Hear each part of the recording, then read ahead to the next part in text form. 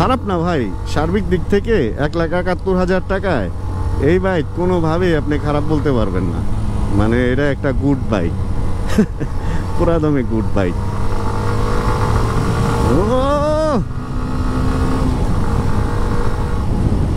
Feel আছে। মানে আমার এই বাইকটা কেন কিনতে ইচ্ছা হয় জানেন? এই বাইকটা একটা কারণে আমার বেশি কিনতে ইচ্ছা হয়, যে যেহেতু আমার উত্তরা টু মিরপুর বেশি যাতায়াত করতে হয়, মানে 25 কিলোর মতো যাইতে 25 কিলো আসতে হলে মোটামুটি 25 কিলো না, মানে সব ঘোরাঘুরি মিলায় বলতেছি 50 কিলো যদি আমি পার ডে চালাই, চিন্তা করেন তাহলে পার ডে 50 কিলো হইলে আপনার বছর মাসে কত কিলো হয় হিসাব করে দেখেন। একটা বাইকে তো মোটামুটি অনেক কিলো নষ্ট হয়।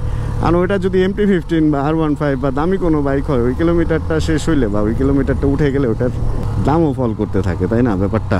এই জন্য আমি মানে মনে করি এরকম একটা কম দামি বাইক যদি কিনি, ধরেন এই বাইকটা আমি 1,71,000 টাকা দিয়ে কিনে এটার আমি 10,000 বা 15,000 কিলো চালাইলাম, এটার বেচতে গেলে 1,71,000 টাকার বাইক মোটামুটি 1,20,000 টাকা তো বেচতে পারবো, তাই না?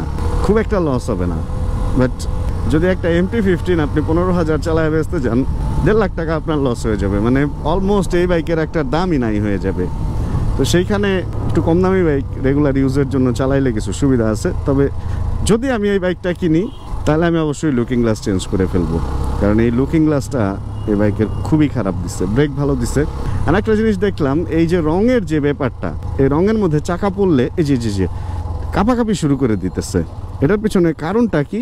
কারণটা আমার যেটা মনে হয়, এমন হইতে পারে যে এটার হাওয়া একটু বেশি আছে, আবার এমনও হইতে পারে এটা টায়ার একটু বেশি চিকন, এই জন্য।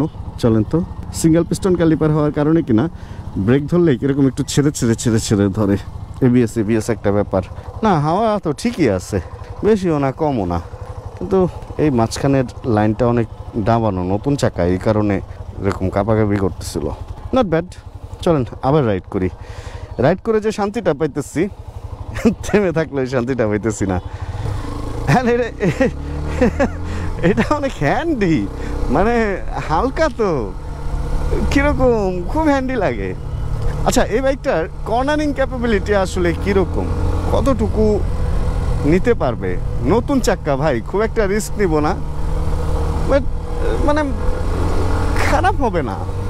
সিটিং পজিশন দিয়ে যেটা আমি বুঝতে পারতেছি, খারাপ হওয়ার সম্ভাবনা নাই। তবে একটা কথা আমি আরেকবার আপনাদের ভিডিওর লাস্টের দিকে চলে আসছি, একটা কথা আমি আরেকবার মনে করাই, সেটা হলে এই বাইক দিয়ে কখনো যে 150 সিসি বাইকের পারফরমেন্স আশা করেন না। কারণ আমাদের গ্রামে একটা কথা আছে, এখন এটা বলা ঠিক হবে কিনা জানি না, যার যতটুকু ক্ষমতা আর কি, তার অতটুকু ক্ষমতাই দেখানো উচিত। যাক, এই বাইক নিয়ে আর তেমন কিছু বড় সড়ো বলার নাই। এখন নর্মালি একটু এমনি চালাবো কিছুক্ষণ। আপনারা থাকলে থাকতে পারেন, আর যদি না থাকতে পারেন ভিডিওতে একটা লাইক দিয়ে বিদায় নিতে পারেন। আমি জাস্ট এমনি রোডে চালানোর একটু এক্সপিরিয়েন্স নিতেছি এখন।